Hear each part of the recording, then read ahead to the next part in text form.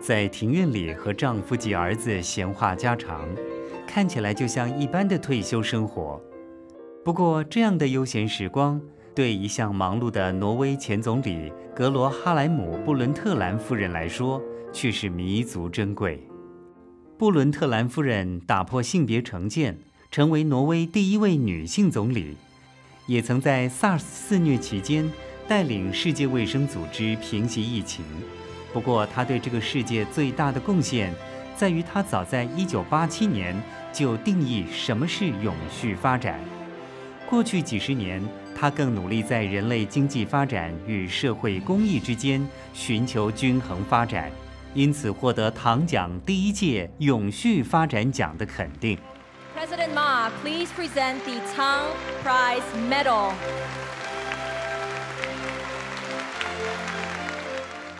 年轻时，布伦特兰夫人在奥斯陆大学取得医学学位。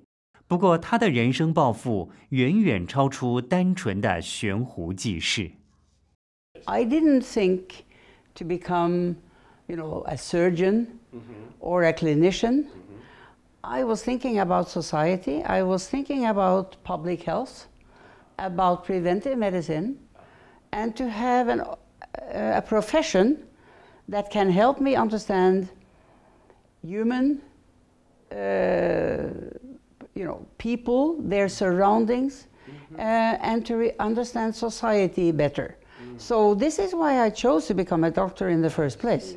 And I went directly after my studies to Harvard School of Public Health in the US because I wanted to study public health. 学成归国之后，布伦特兰夫人随即进入公卫部门工作。没想到在35岁时，面临人生第一个挑战。挪威总理邀请她加入内阁，担任环境部长。That in order to say yes to the Prime Minister to become member of government and minister at that time, I had to discuss with my husband if he could take a bigger part of the responsibility for the children than he had until then. He said yes. And I told him for the first, around 10 years of our marriage, although we have shared duties, I had done the biggest share. He knew that. So he felt it was a natural thing for him now to change this and become more of the dominating figure in the home for the children. Now, not every husband in 1974 would have done it as easily as he did. This here is my children. These were taken in our home when the children grew up, the 4 children, and this is only a few months after I became Minister of Environment. So the kids are 8, and then 9.5, 11.5, and 13.5. 他的儿子也半开玩笑地说，小时候看到母亲谈的总是国事。Funny thing is, when I see her in solely private areas, it's still the same. Oh, really? Yeah. So if we are on the beach, for example, in the summer holidays, she can sit there and talk about things that is not very interesting at all for other people, but still they are around and they talk and they listen and they comment on everything. 布伦特兰夫人从此踏上政治不归路。I was asked to be willing to stand as the deputy leader of the party in 1975. To me, it was quite shocking because I had little political experience, in my own opinion.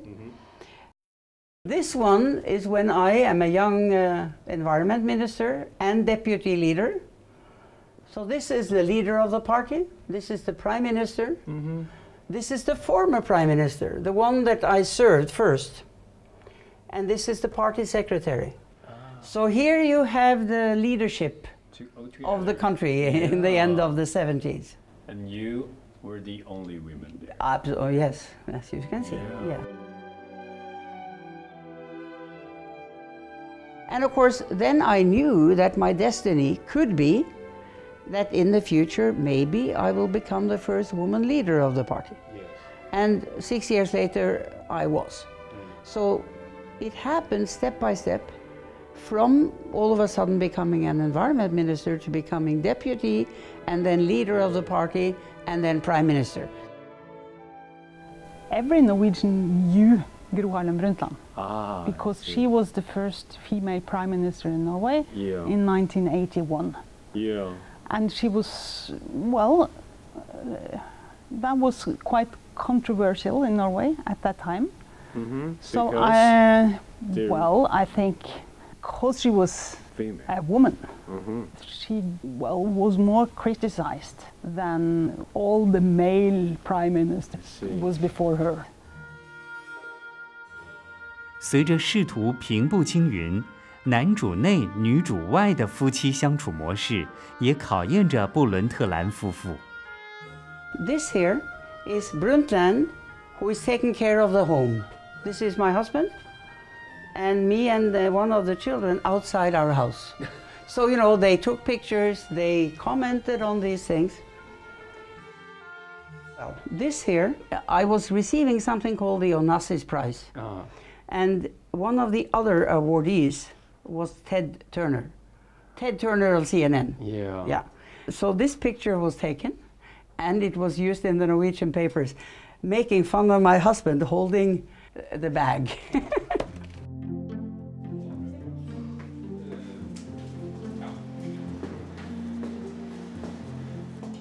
然而，成大事者不拘小节，布伦特兰夫人丝毫不受影响，继续在永续发展的议题上做她认为该做的事。When the first environmental conference was held by the United Nations in Stockholm in 1972, the world really clashed. The developing world came to Stockholm, in many ways led by Indira Gandhi from India, who said, poverty is the greatest polluter. So there was a real difference of opinion. It was seen that environmental issues were something for the rich countries of the north, and the south were only wanted to focus on the poverty that they felt.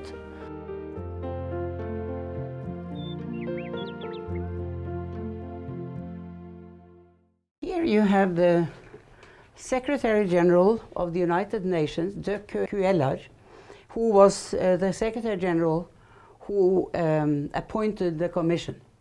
He was the Secretary General at that time. Yeah. So when I was asked to lead the World Commission, there were sufficient numbers of countries that were concerned to have the Secretary General and the General Assembly announce a new commission, which was supposed to be an independent commission, important for me. Nobody was going to instruct me about what we were supposed to be saying, analyzing, and suggesting. And so when I was asked to chair this commission, I was very much aware that unless we find a response to these challenges that can combine environmental concerns with economic development and overcoming of poverty, there is no way. Because no country, no people will accept to stay in poverty because people in other parts of the world are feeling the consequences to the environment. And when I chose the commissioners, I decided there has to be more than half of those commissioners coming from the developing world, because I wanted it to be a global analysis, not a Western-led analysis, but a global one where all the concerns of the developing world were fully taken account of. And we succeeded in that. And for that reason, the report was heard. It was heard across the world. People understood the message. The governments across the world realized the drama. The messages were indeed dramatic in many ways, and the call for action was very sound.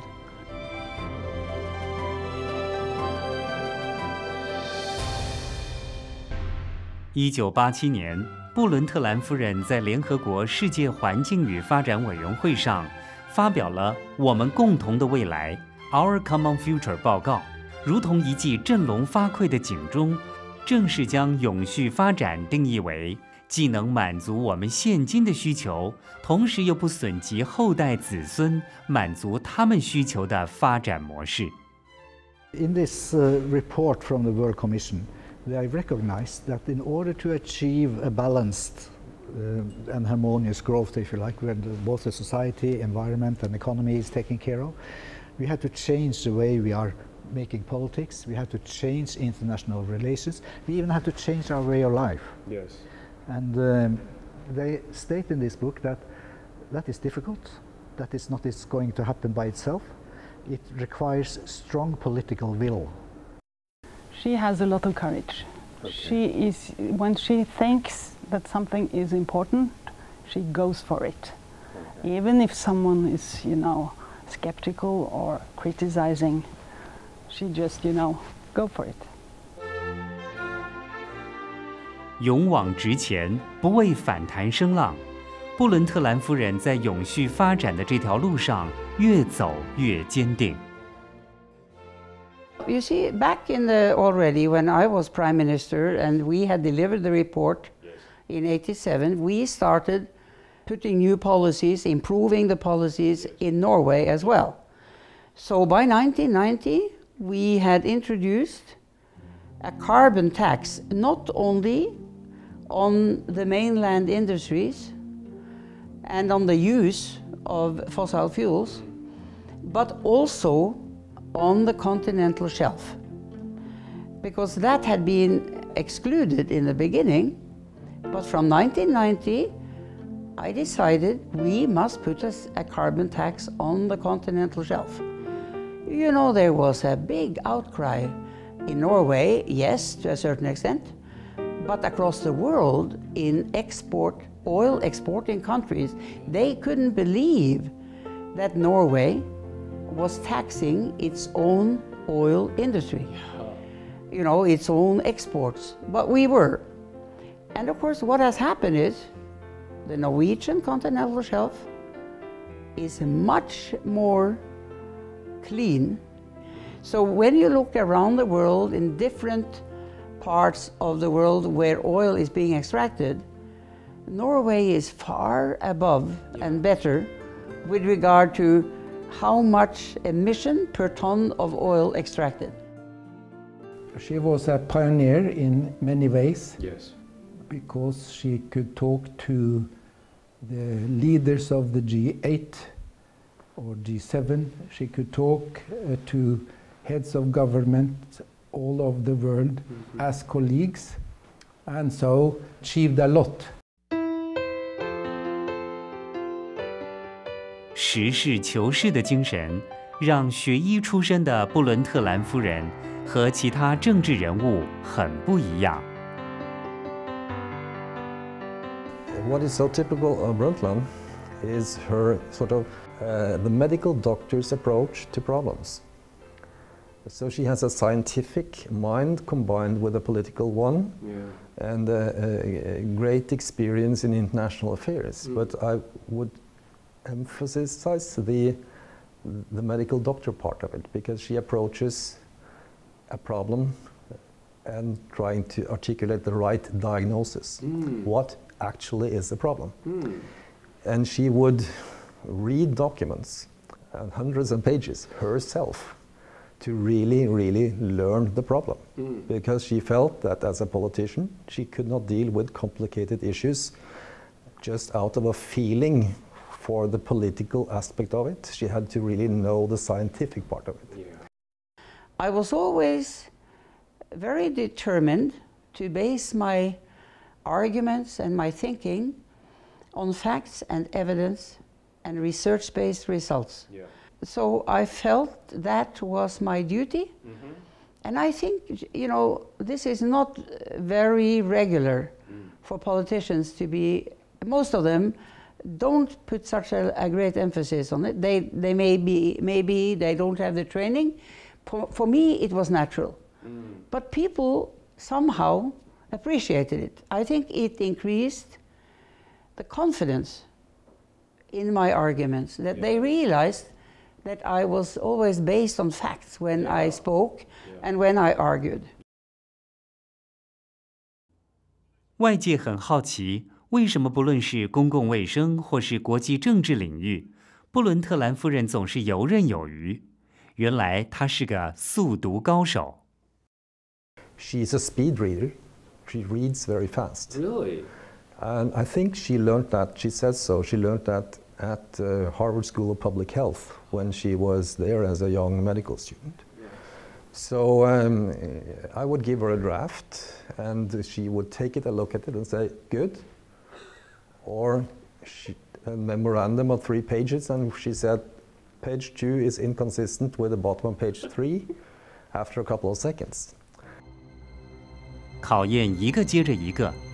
布伦特兰夫人在接掌世卫组织后，在2002年遇上 SARS 在全球蔓延的挑战。Where I felt strongly that there is no other institution in the world that can give general advice to all governments about what we need to do. And the WHO had never before issued travel recommendations. I then decided we had to do travel recommendations to say to people across the world, unless there is absolute necessity, you should not travel to country X, Y, Z, you know? And many people were surprised. Most governments understood that this was necessary. But there were examples of political figures who protested. When Toronto got an outbreak of SARS, the Prime Minister of Canada called Dr. Brundtland and asked her not to give an advisory to the world that Toronto was affected, because it had big economic consequences. It meant that they will harm their tourists, everything. Yes, billions of dollars would be lost. But Dr. Brundtland said no. She had done it for countries in Asia and for cities in Asia. She could not treat then. There's no Canada exception. Different was no exception. Yeah. I don't think many director generals of WHO would have stood up to a prime minister of an important country. 原本可能一发不可收拾的 SARS 疫情，因为布伦特兰夫人的坚持与一视同仁，终获平息。她被美国科学人杂志评选为年度政策领袖。Which made it all the more rewarding because you knew that she was critical. Yep.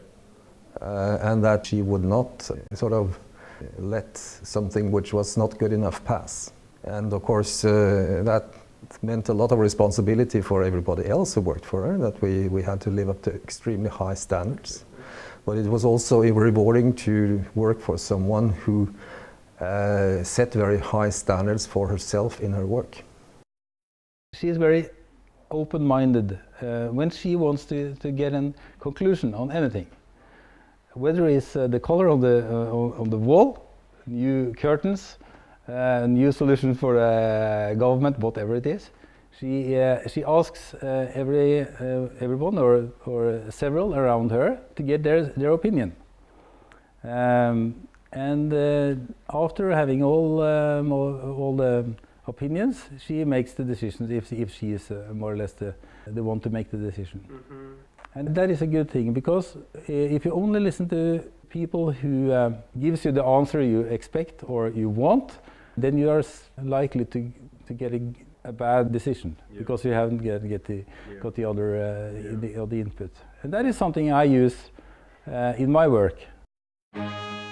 布伦特兰夫人强调，永续发展的定义无需要改变，世人要努力的是采取更多行动。他很荣幸能成为第一届唐奖永续发展奖的得奖人，也非常感谢能获得这项殊荣。You know, it adds to education, which I think is an important aspect of the donor in this case. I mean, he's thinking much about education of the coming generations and to see that research is being made, done, and also shared and acted upon. So those things are important.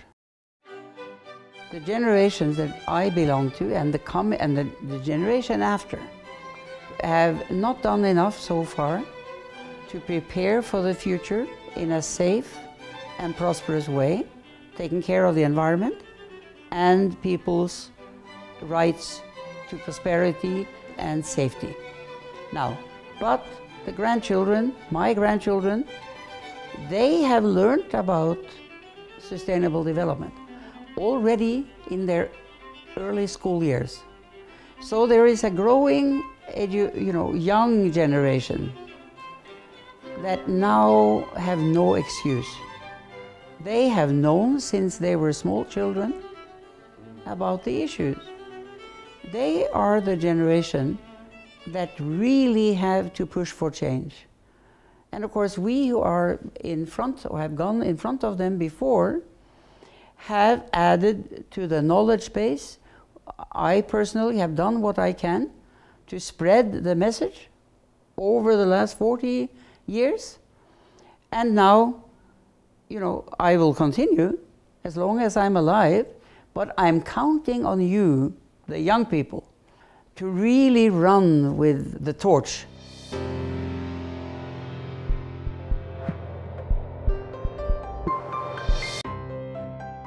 持续关注地球，促进人类社会的永续发展。如果不是布伦特兰夫人，永续发展的概念或许根本无法成为全世界关注的议题。封布伦特兰夫人为永续发展的教母，当之无愧。